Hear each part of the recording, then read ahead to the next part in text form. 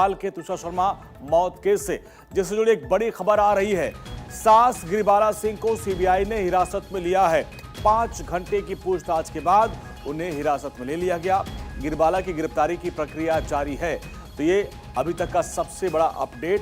जिस तरीके से इस पूरे मौत के मामले में तुषा के परिवार वाले गिरिबाला सिंह पर आरोप लगा रहे थे कि वो अपने रसूख का इस्तेमाल कर रही हैं और इस केस को डाइवर्ट कर रही हैं, और इस पूरे मामले में अब खबर आ रही है कि उनको हिरासत में लिया गया है। गिरफ्तारी की पूरी प्रक्रिया जारी है। हमारे वरिष्ठ सहयोगी अखिलेश सोलंकी हमारे साथ। अखिलेश, गिरिबाला सिंह के ऊपर तुषा के परिवार वाले कई गंभीर आरोप लगा रहे थे। अब अपडेट क्या है कि उनकी गिरफ्तारी हो चुकी है या प्रक्रिया अभी जारी है?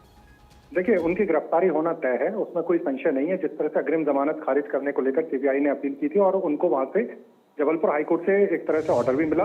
उसके बाद सवेरे 10:30 बजे से लगातार पूछताछ हुई और शाम 4 बजे तक भी पूछताछ। ऑफिशियली हो सकता है कि गिरफ्तारी दिखाने में टाइम लगे, लेकिन सीबीआई की हिरासत में गिरिबाला सिंह, उनके घर पे ही सीबीआई पूछताछ कर रही है और काफिला जो है लगा हुआ है। किसी भी वक्त उनको यहाँ से लेकर जाया जा सकता है।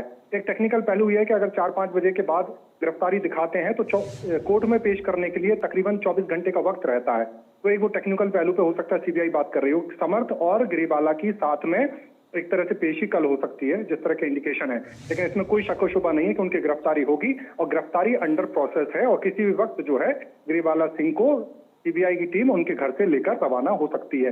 बड़ी बात यह कि जिस तरह से आपने खुद कहा कि मैनिपुलेशन के आरोप लगे और जो हमारी जानकारी है भारत 24 को जो एक्सक्लूसिव जानकारी लगी उसके मुताबिक रिटायर्ड जज हैं, जस्टिस तो वो करती थी, लेकिन एक ही साथ साथ उन्होंने क्राइम सीन को लेकर कैसे मैनिपुलेशन होते हैं इसकी एक ट्रेनिंग ली थी।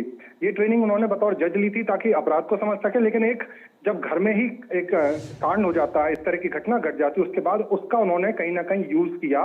इसी बिना पर एक तरह से उनकी बेल जो थी अग्रिम जमानत उसको खारिज किया गया। तो गिरिबाला सिंह की मुश्किलें बढ़ने वाली हैं। समर्थ और गिरिबाला को आमने सामने बैठाकर जब पूछताछ होगी तो और भी कई खुलासे होंगे। एक और बड़ी बात है, जिस तरह से पहले ये दावा होता रहा कि तुषा शर्मा अपने करियर के वजह से बच्चा नहीं चाहती थी, लेकिन जो सीबीआई ने हाईकोर्ट में कहा वो ये कहा कि असल में समर्थ और उनकी मां जो है तुषा के गर्भधारण के बाद से ये मानने लगे थे, एक तरह से शक करने लगे थे कि बच्चा किसी और का हो सकता था और गर्भपात का प्रेशर इस फैमिली की तरफ से था। तो बहुत सारे इफ एंड बट्स हैं जिनको लेकर बात होगी। और गिरिबाला अखिलेश, बहुत बहुत शुक्रिया। इस खबर पर आप नजर बनाए रखिए। अपडेट के लिए आपके पास आएंगे। बहुत बहुत शुक्रिया इस पूरी बातचीत के लिए आपका।